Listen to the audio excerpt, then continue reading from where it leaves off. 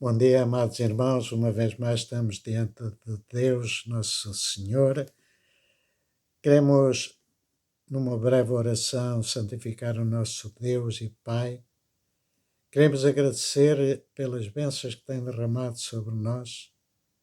Queremos oferecer-lhe a nossa adoração. Queremos oferecer-lhes o nosso coração e a nossa vida. Amados irmãos, hoje eu quero falar com os irmãos acerca desta crise, ou melhor, dos tempos de crise. Quero dizer-lhes, amados irmãos, que em tempo de crise nós devemos buscar a provisão de Deus, confiar na provisão de Deus. O texto que nós vamos olhar agora encontra-se em 1 de Reis, capítulo 17, versículo 1 a 7, e depois alguns apontamentos até ao versículo 24. Diz assim o texto: Então Elias, o tesbita, dos moradores de Gileade, disse a Acabe: Vive o Senhor, Deus de Israel, perante cuja face estou, que nestes anos nem orvalho, nem chuva haverá, senão segundo a minha palavra. Depois veio a ele a palavra do Senhor, dizendo: Vai-te daqui e vira-te para o oriente, e esconde-te junto ao ribeiro de Carita, que está diante do Jordão, e há de ser que beberás do ribeiro, e eu tenho ordenado aos corvos que ali te sustentem. Foi, pois, e fez conforme a palavra do Senhor, porque foi e habitou junto ao ribeiro de Carite, que está diante do Jordão. E os corvos que lhe traziam pão e carne pela manhã, como também pão e carne à noite. E bebia do ribeiro. E sucedeu que, passado dias, o ribeiro se secou, porque não tinha havido chuva na terra. A palavra do Senhor, amados irmãos, diz-nos que o homem foi chamado a experimentar a plenitude, uma plenitude da vida, plenitude essa que se estende para além das dimensões da sua existência humana, da sua existência terrena. Porque essa plenitude consiste na participação, da nossa participação na própria vida de Deus.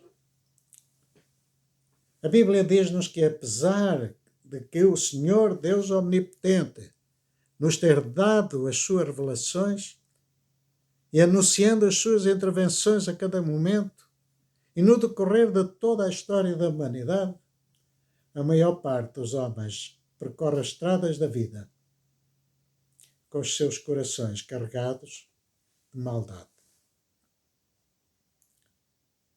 É certo, amados irmãos, que desde o paraíso os homens preferiram criar para si uma falsa religião. Criaram para si algo que satisfaça as suas consciências.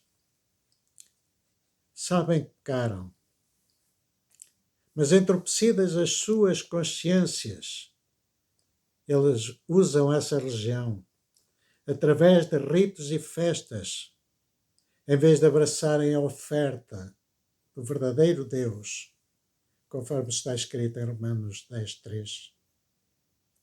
Porque eles, ignorando o tempo da retidão e procurando estabelecer a sua própria retidão, não se submeteram à retidão de Deus. Amados irmãos, desde a expulsão do Éden, a história humana tem vindo a ser marcada por relatos de inúmeras tragédias e calamidades. Em todas as épocas, diz-nos a palavra de Deus, que quando as coisas correm mal, o que é que o homem faz? Quando as coisas correm mal na vida do homem e das sociedades humanas, todos a uma só voz, ora culpam as calamidades, ora culpam as outras pessoas. os governos, os governantes, as autoridades, ou então, em última análise, queixam-se de Deus. Dizem que Ele os abandonou, que Ele deixou de não os abraçar ou de salvar. Fazem promessas, acendem velas, praticam rituais. A história recente é bem prova disso. Homens acusam outros homens por causa da pandemia que se abateu sobre o nosso mundo.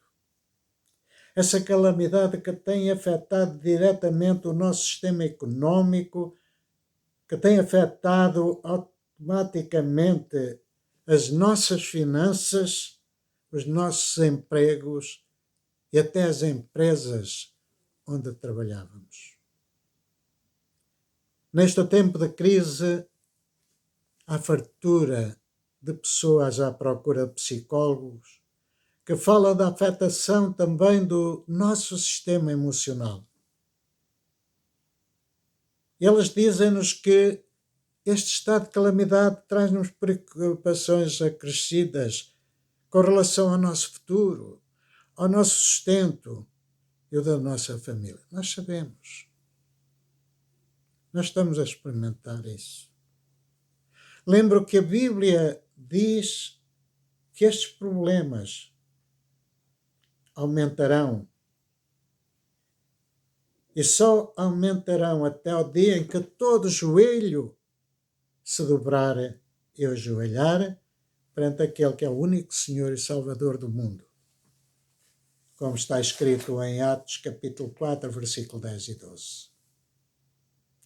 Amados irmãos, este texto de 1 de Reis, capítulo 17, versículo 1 a 24, retrata exatamente um momento de crise sem precedentes na história de Israel.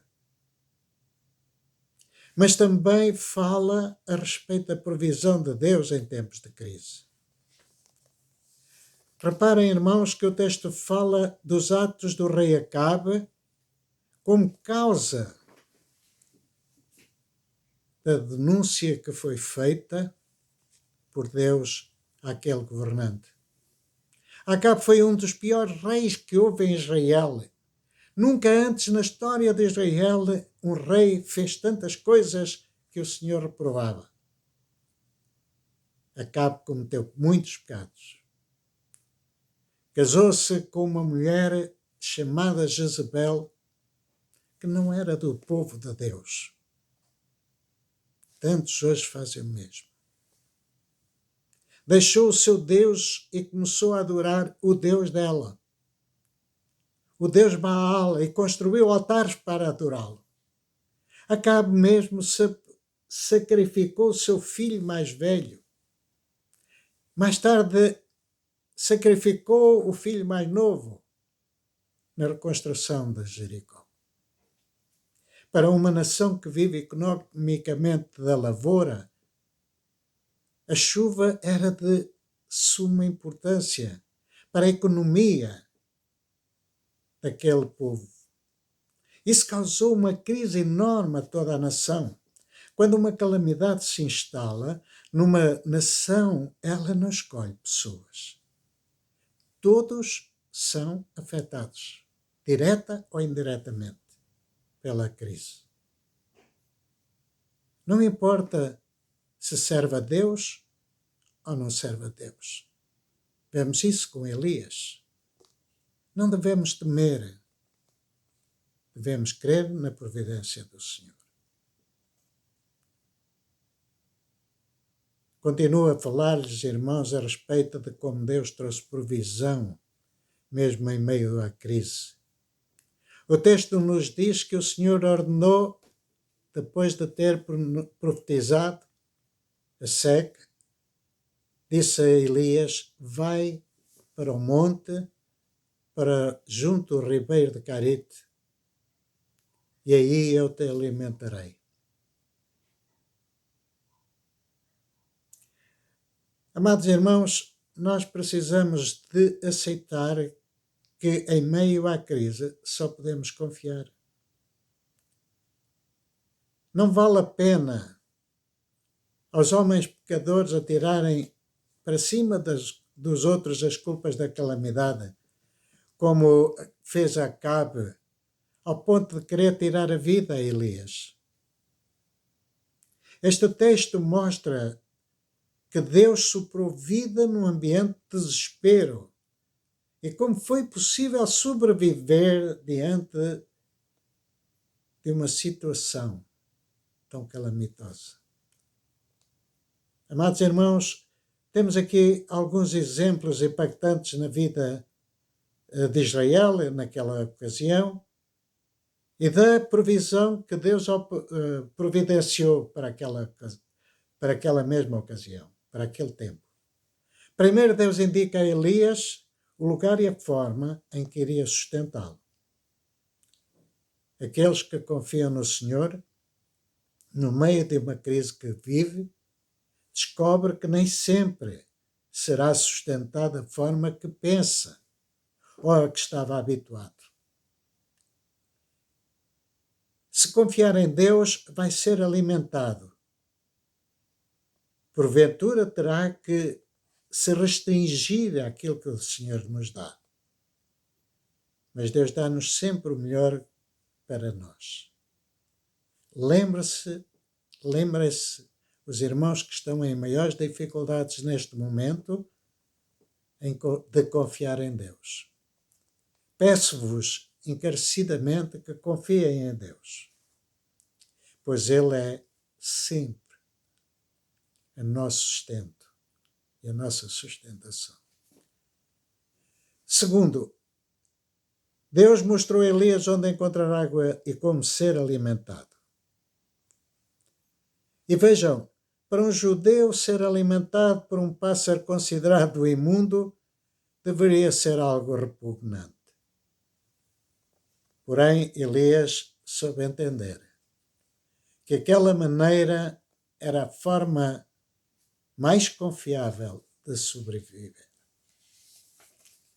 E esta era a mensagem vital. A mensagem vital que Israel e as nações deviam escutar durante os tempos críticos. Que também nós, nestes mesmos tempos, meses de confinamento, meses de prejuízo económico para tantas famílias, tanta gente desempregada, tanta gente a trabalhar em layoff, recebendo metade do ordenado, tanta gente sem pão, tanta gente que morreu, famílias que ficaram de luto. Também devíamos ter em conta que o Senhor nos vai auxiliar. Neste texto não vemos Elias reclamar. Vemos sim aceitar a provisão vinda do céu para o seu sustento. Afinal, é o que temos hoje. É o que temos para hoje. A providência. Nós, crentes confiados verdadeiramente na provisão de Deus, devemos aguardar o derramamento das bênçãos no tempo de Deus. Talvez a lógica do apóstolo Paulo nos pudesse ajudar neste tempo conturbado. Veja-se o que ele diz. Aprendi o segredo de viver contente em toda e qualquer situação. Seja bem alimentado, seja com fome. Tendo muito ou passando necessidade. Filipenses 4:12. Irmão, não murmure. Não fique triste. Não ande apreensivo quanto ao futuro. Creia que Deus vai suprir as suas necessidades. Deus vai simplesmente suprir as suas necessidades no tempo apropriado. Aprenda o segredo de viver contente em qualquer situação. seja na riqueza, seja na pobreza. Muitos homens continuam a preferir uma espécie de vida religiosa, uma vida que não tem o verdadeiro conhecimento de Deus na verdade. Mas nós somos crentes arrependidos e perdoados pelo Senhor Jesus. Nós, que pela fé que nos foi dada e que foi dada aos santos, nos tornou com Ele, com Cristo, co-herdeiros de Cristo no reino de Deus. Precisamos aprender a caminhar, a mover-nos obedientes para as fontes que Deus nos proporciona. Amados irmãos, tenho tido esta experiência no dia a dia da minha vida e também na da nossa comunidade. Como igreja já passamos por dias maus. As nossas contas nunca mais acabam. Mas nós continuamos crendo e que Deus está suprindo cada uma das nossas necessidades. O texto fala-nos de uma pobre viúva que possuía apenas um punhado de farinha e um pouco de azeite numa botija. Nesse tempo aparece junto à sua casa Elias a dizer: traze-me agora também um bocado de pão na tua mão. Veja, ela que não tinha nada, que ia fazer o que tinha para o resto de farinha e de azeite, para fazer um pão para comer, ela e o seu filho, e depois esperarem a morte. Elias pede-lhe que traga primeiro para ele. E aquela mulher, não sabemos bem porquê, confiou e fez como o profeta ordenou. E sabem uma coisa?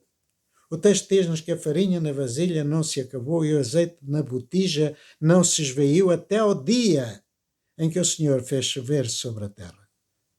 Amados irmãos, esta é a memória, esta é a confiança, esta é a certeza suficiente de que Deus vai suprir todos os dias as nossas necessidades. Precisamos é de lembrar quem é o Senhor, o Deus de Israel. Ele é o nosso socorro presente na hora da angústia. Lembra-se, irmãos, que Deus nunca prometeu que neste mundo não teríamos aflições.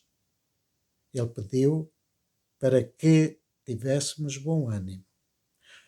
Que o Senhor nos ajude a todos nós a pôr a nossa confiança em Deus em primeiro lugar. E é claro, a esperarmos sempre as suas bênçãos. Amém.